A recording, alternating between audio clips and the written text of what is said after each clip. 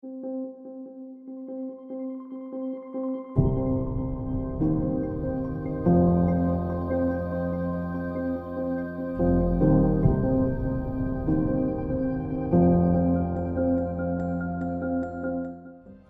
over 10.5 million out-of-school children in Nigeria, about 3.5 million children with disabilities are worse hit due to the designs of schools which are non-inclusive and inaccessible to children with disabilities.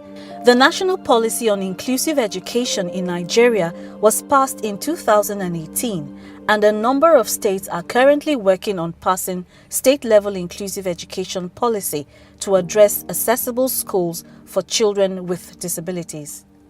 With support from USAID through the SACE project, JONAPID implemented a project that embedded inclusive universal basic education in Kwara, Akwa Ibom, and FCT through policies. We brought together various stakeholders and we developed the state advocacy technical teams. These stakeholders were brought together in an inclusive manner, which represented the demand and the supply side, which are the media, the civil society, persons with disability. Together, we imputed into the draft policy based on our research findings. With the support of the USAID SACE project, JONAPID conducted a baseline survey on inclusive basic education, and we developed a memo drawn from the outcome of that baseline survey, which was presented to the Joint Consultative Committee on Education, referencing special education held in Kebbi in 2016. Following JONAPID's engagement with the Federal Ministry of Education, the Federal Ministry of Education declared 2017 as the year of inclusive education. And following that as well, the National Council on Education adopted the National Policy on Inclusive Education. The Joint National Association of Persons with Disabilities, JONAPID, not resting on its win at the national level, continued to canvass for the adoption of state-level inclusive education policies. On the access to all-level education, especially at the basic level,